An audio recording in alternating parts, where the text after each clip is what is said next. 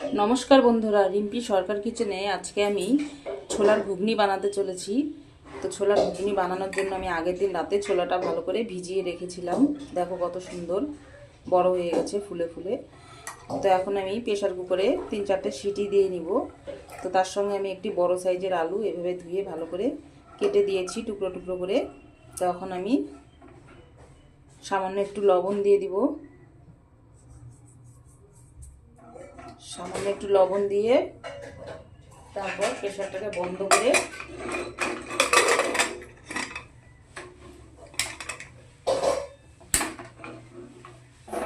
গ্যাসটা জ্বালিয়ে দিব।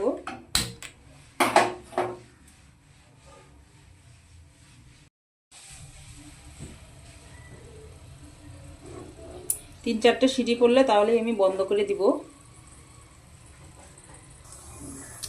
তো বন্ধুরা তোমরা দেখে নাও প্রেসারে কিন্তু সিটি পড়া শুরু হয়ে গেছে। তো সিটিটা হয়ে বানাচ্ছি, এটা নিরামিষ আমিষ সবাই খেতে পারে, কিন্তু আজকে আমি পুরোপুরি নিরামিষভাবেই তৈরি করব ছোলার ঘুগনিটা। কড়াই বসিয়ে দিয়েছি, গরম হয়ে গেছে, দিয়ে দিচ্ছি তেল।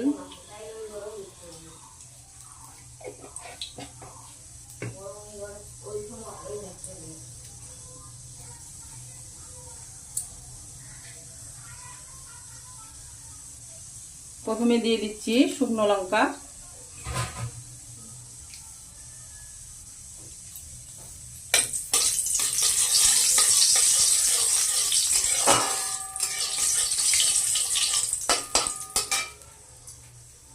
এরপর দিয়ে দিচ্ছি সামান্য একটু জিরা,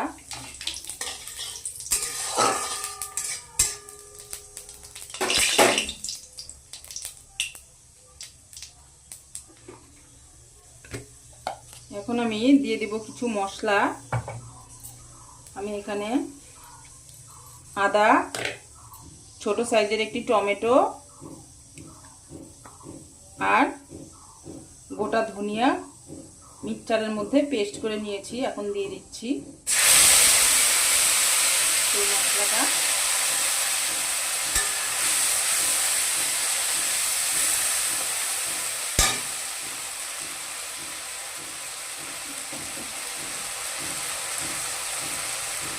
সামান্য একটু জল দিয়ে দিব।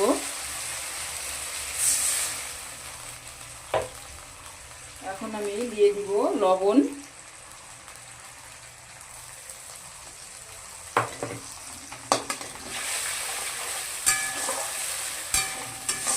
দিয়ে মশলাটাকে ভালো করে কষিয়ে নিব।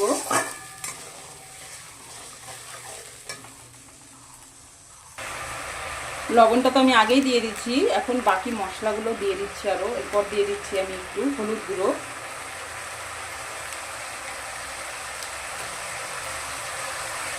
এরপর দিয়ে দিচ্ছি আমি জিরে গুঁড়ো, আর দিয়ে দিব সামান্য একটু লঙ্কার গুঁড়ো।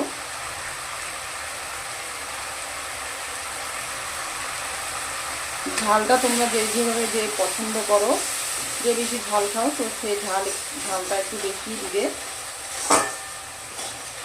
তো মশলাগুলো দেওয়া হয়ে গেছে, এখন ভালো করে নাড়াচাড়া করে নিব।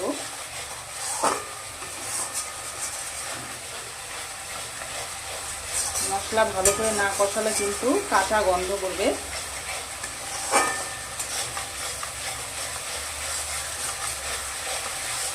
এবার নাড়া দিয়ে দিয়ে ভাজতে হবে।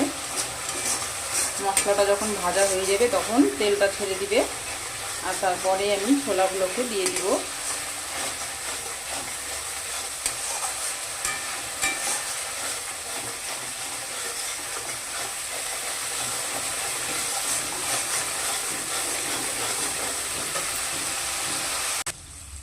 তোমরা দেখে নাও মশলা কষানো হয়ে গেছে, তাই দেখো পুরো তেলটাই ছেড়ে দিয়েছে। তো এখন আমি দিয়ে দিব সেই সেদ্ধ করে রাখা ছোলা আর আলুগুলো। ভালো করে নাড়াচাড়া করে নিতে হবে।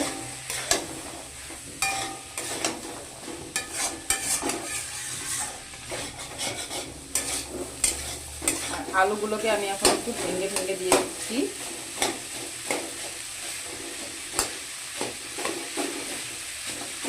এভাবে করে খুন্তি দিয়েই আলুগুলোকে ভেঙে দিব।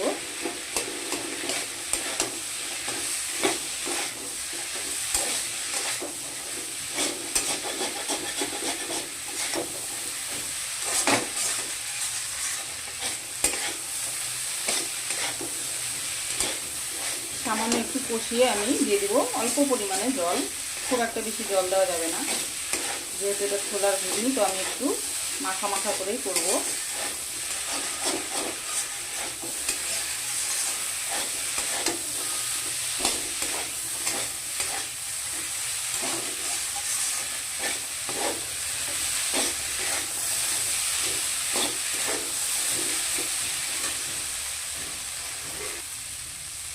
দিয়ে দিচ্ছি সামান্য একটু জল।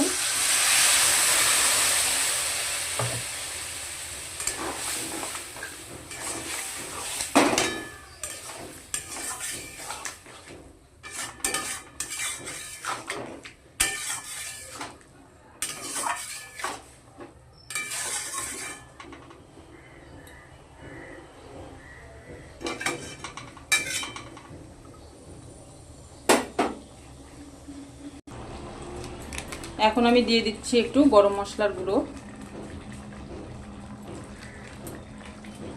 আর দিয়ে দিব সামান্য একটু চিনি।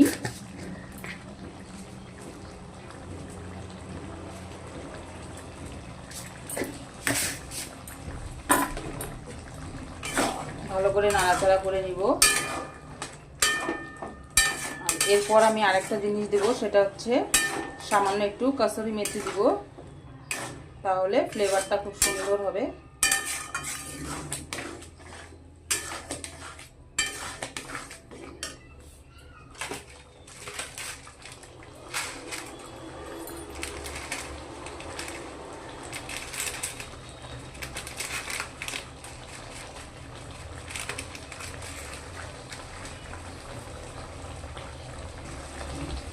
দিয়ে দিচ্ছি কাসুরি মেথি।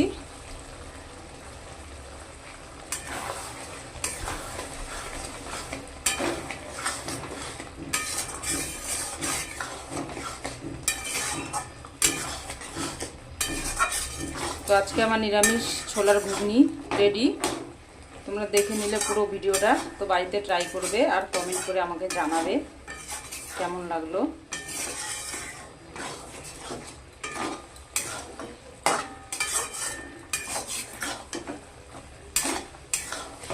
হয়ে গেছে, আমি এখন নামিয়ে তারপর তোমাদেরকে দেখাচ্ছি।